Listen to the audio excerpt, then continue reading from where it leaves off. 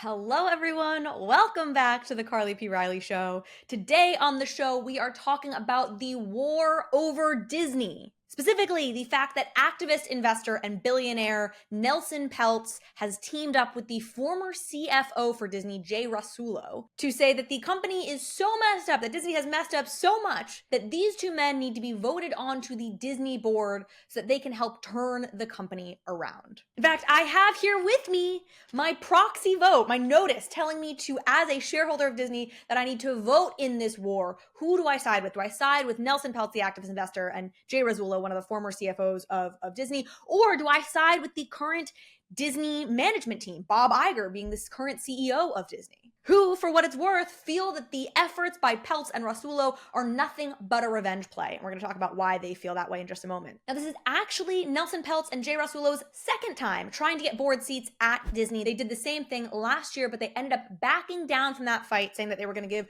Bob Iger and current Disney management one more year to try and turn things around. And they say that they will not be backing out this time, no matter what Bob Iger says, no matter what Bob Iger does. Now, Nelson Peltz, for those of you who don't know, he's an activist investor. We have been talking about activist investors quite a lot recently. He runs Trian Fund Management, an asset manager. They've invested in things like Procter & Gamble and Mondelez, big shares. He is also, like many activist investors, he loves a good fight, so much so that he is also currently suing the wedding planner for his daughter's wedding. His daughter is Nicola Peltz. She married Brooklyn Beckham, daughter of David and Victoria Beckham, last year in a massive ceremony that cost $17 million. And her father, Nelson Peltz, who of course paid for the whole ordeal, is now suing their wedding planners over a $159,000 deposit.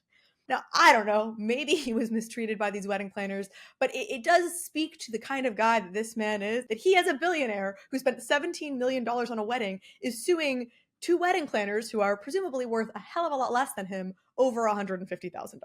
But that is an activist investor for you. They love a good fight.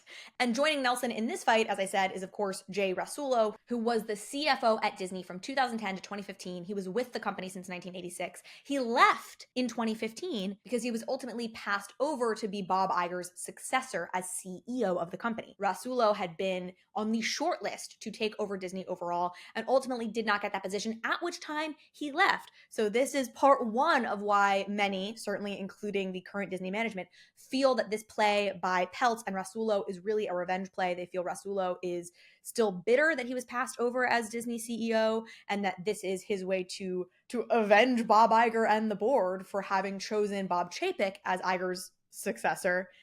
Though Iger is now back at the company. If you haven't followed all that, I know this might sound confusing, but this is Rasulo, people say, trying to get revenge for not having been made Disney CEO in the first place. Now, there's a second revenge plot to this whole thing, because Nelson Peltz is actually being backed by a guy named Ike Perlmutter. So while Nelson Peltz owns about 7 million shares of Disney, he has 33 million shares in voting power because Ike Perlmutter is staking an additional 25 million shares in Disney that this gentleman, Ike Perlmutter, owns to Nelson Peltz so that he has a total of 33 million votes in this proxy fight.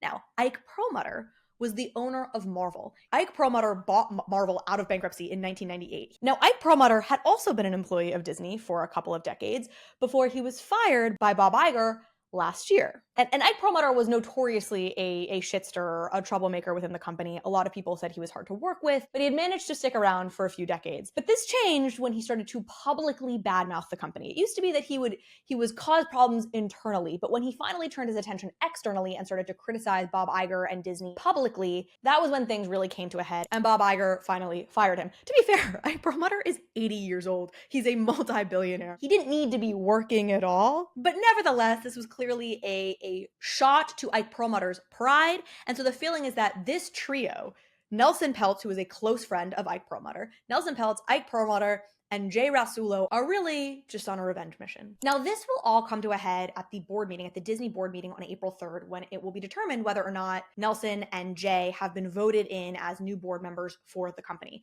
But recently, Disney's current management and Bob Iger managed a small win when the Disney family, the heirs of Walt Disney and his brother Roy Disney, wrote a public letter throwing their support behind Bob Iger and the current management team. And this is something of a bigger deal than it may appear, as the family is still considered important to Disney, and they have historically been very critical of Disney management. In fact, Roy Disney nearly waged his own proxy fight against the then CEO Michael Eisner back in the early 2000s of Disney, and Bob Iger was the number 2 man at the company at that time. So he was himself involved in nearly a proxy battle against Roy Disney, and now Roy Disney, Walt Disney, their kids, who are the ones who remain alive, are throwing their support behind Bob Iger, calling Nelson Peltz and Jay Rasulo and Ike Perlmutter by extension wolves in sheep's clothing. Despite this, Peltz and Rasulo and Perlmutter are hoping that the many problems that Disney currently faces will be enough to swing shareholders in their favor, that people will look at the way that Disney is currently operating, they'll look at their many misses of the recent couple of years, and they'll say,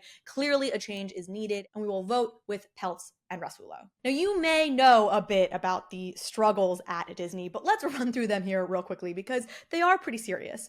First of all, you have a major challenge with succession. If you don't know, Bob Iger took over Disney in 2005 as CEO, and he had an amazing run, considered one of the greatest CEOs of all time, business CEOs of all time, in all categories, but certainly he did amazing things for Disney, and we talked about that a little bit in my last episode about Harry Potter's relationship with Warner Brothers, just how really Bob Iger changed the way that Hollywood studios did business. But he's an older man, and there were questions for years leading up to his ultimate retirement in 2020 about who would succeed Bob Iger. It had been a challenge for many years. Ultimately, the successor was determined to be a man named Bob Chapek. And then 18 months later, in November of 2022, Bob Iger was brought back to Disney to be the CEO once again. Things did not go well under Bob Chapek. People were very unhappy. He was not a good CEO. He didn't get along with the creatives well, on and on. And so Bob Iger was reinstated as CEO. And once again, there was this problem of like, okay, but this man is now in his 70s. Sure, he might be young by US presidential candidate standards at this point, but he's not like a young man. He's very wealthy. He'd like to spend some time with his grandchildren. So we're back to square one, which is who the hell is going to succeed Bob Iger and take over Disney when he no longer can run it. And Bob Iger has said definitively that he will absolutely, without a doubt, be stepping down from the CEO role in 2026. No questions. So in the next 2 years, they need to figure out who is going to take over Disney and be its next CEO. Now, the second problem plaguing Disney right now that I want to highlight is their streaming service, Disney Plus. Disney Plus came out of the gate hot, was doing great numbers in the early days of the pandemic, but things have not stayed that way. And we've talked on the show, again, the recent episode I did about Harry Potter, for example, about the power that Harry Potter has within Warner Brothers Discovery. Similar story in Disney in that streaming is the big conversation that many people are having these days. How can these streaming services that aren't Netflix compete with the Netflixes of the world? Disney Plus, their streaming service, lost 1.3 million subscribers in Q4 of 2023. So in the last quarter, the most recent earnings report showed that Disney Plus had lost over 1 million subscribers. And the streaming numbers are important because, as I've talked about before on this program, like streaming is very much understood to be or seen to be the future for a lot of media companies. And so this question of how can these streaming services effectively compete with Netflix is a big one on any media company's mind right now. And so the troubles with streaming are a particular red flag because it is supposed to be saving Disney from the other part of its business that is struggling right now, which is its traditional movie business. Out of 8 major theatrical movie releases that Disney had last year in 2023, 7 of the 8, underperformed both in the US and abroad. And this is in part connected to what you could consider to be their fourth challenge right now, which is the reputational damage done to them, largely around the idea that they have gone too woke. They care more about ideological signaling than actually making good movies. And Bob Iger himself has actually acknowledged this, saying that the company did go too messagey, essentially, in their movie making and turned a little bit too far away from just quality storytelling. So this is something that potentially will be cleaned up in the years to come. Nevertheless, these many concerns, and indeed, like the crisis, I heard someone describe to me as like Disney being in crisis, and internally that's what they think of it as. They think inside Disney, people are saying like, we are in crisis. That crisis is exactly what Nelson Peltz and Rasulo and co. are hoping to play upon to get shareholders to vote in their favor. Peltz and Rasulo released a list of demands for the company, list of demands for Disney, and they included things like completing a successful succession plan, successfully completing a successful succession plan, too many words, but you know what I'm saying, actually getting a new CEO on board and that shareholders are happy with after Bob Iger. One of the things they want is achieving Netflix-like profit margins on Disney Plus by 2027, They want a board-led review of all their creative processes so that Disney can reclaim the #1 box office seat. And they want the company to execute on a clearer vision for parks and make certain operational revenue numbers happen. The problem with this list, the problem with all these demands that Peltz has put forward is like, duh?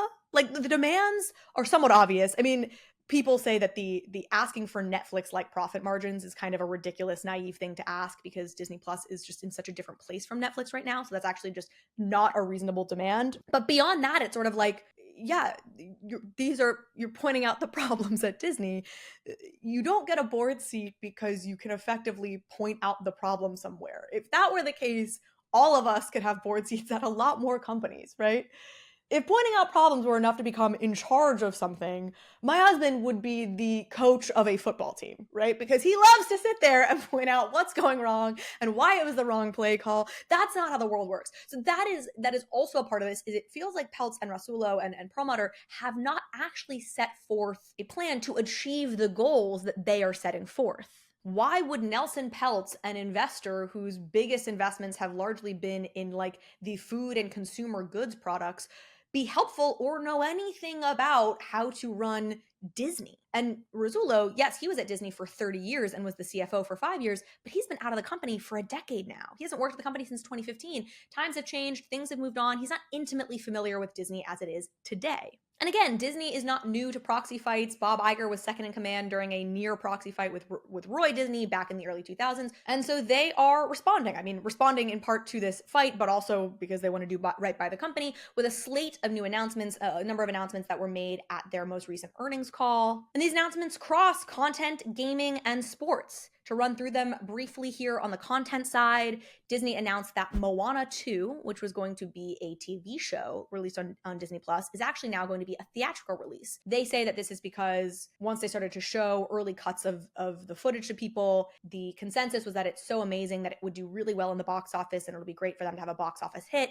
Moana was actually the most streamed movie last year in 2023, which is wild because it was released in 2019. So it's been a huge success for the company and they really need a win in the box office. And so making Moana 2 another theatrical release, they have a lot riding on that. So they made that announcement. They were moving the release date of Elio, a new movie they have coming out based on new intellectual property for Disney that will come out in 2025. That was slated to come out right before the board meeting. And the thinking is that they don't want to take a risk with having a new intellectual property, a new IP, a new movie come out. And if it doesn't do well, have that happen right before this vote, right before this shareholder meeting. So they've pushed that until 2025. Now, another move that I think is really interesting is Sean Bailey, who was the head of Disney's live action movie production studio. He has stepped down. It has been announced that he is being replaced by a man named David Greenbaum, who was the former co-president of Searchlight Pictures. None of that matters. What matters about it is that David Greenbaum has really spent his career overseeing and building out mid-budget standalone content. What that means is not necessarily the massive franchise stuff of like a Marvel or Star Wars. And this gets me into something I talked about quite a bit in the last episode re-released about Harry Potter and its just stranglehold it has on Warner Brothers Discovery. But what this signals is perhaps Disney making a slight shift away from what has been its strategy for the last 20 years of just a hyper focus, a hyper fixation on franchise intellectual property into the world that they inhabited prior to that, which is you can make just a standalone movie, a mid-budget, a smaller project movie that doesn't have a Marvel-like budget. And this is really interesting because in some ways it's a signal that they're trying to get new intellectual property into the pipeline as opposed to just making like 6,000 sequels, which I think is an important step for us to take right now in Hollywood. The franchise model worked really well for 20 years, but what has happened is that studios haven't invested enough into new intellectual property. I have a friend who worked at Disney for many years as an executive who says that he sees this move, the move from Sean Bailey to David Greenbaum, and just given David Greenbaum's background as a signal that Disney is trying to reinvest more into creating new, fresh IP. Maybe some of them turn into franchises, but they don't necessarily have to be out the gate. Now, on the gaming side, Disney has invested $1.5 billion into Epic Games to build an expansive new world. Epic Games, people might know, owns Unreal Engine, which is like the leading premier game builder, world simulation builder. A lot of video games are built with Unreal Engine now. A lot of Hollywood productions are built with Unreal Engine now. So that has been largely praised as a partnership and as an investment. And finally, you have on the sports side, you have this new joint venture announced between Disney, Fox Sports, and Warner Brothers to create a new streaming service that will combine all of those companies' sports properties. For Disney, that means ESPN. Disney owns ESPN. And it's a bet that if you have enough scale, if you have enough sports properties into a new app, you can maybe get some users on board. Now, that's also a joint venture, which means that Disney won't have to front all of the costs itself, which is probably appealing. In any case, this is all to say that Disney is fighting back. They are making moves. They are trying to claw themselves out of this hole that they have been in for the last 4 years. Bob Iger has another 2 years as CEO to see some of these changes play out. And Bob, again, was one of the most cherished, respected CEOs of all time when he resigned in 2020. So if anybody is capable of turning this company around, I do believe Iger is up there among them. So I will be voting for Iger and the management team when I vote, I guess, in this proxy fight with my 50 shares of Disney, completely insignificant amount of Disney shares. But that is our episode for today. Let me know what you think, who you are rooting for in this, and please do subscribe, comment, like if you enjoyed this episode. I really appreciate it.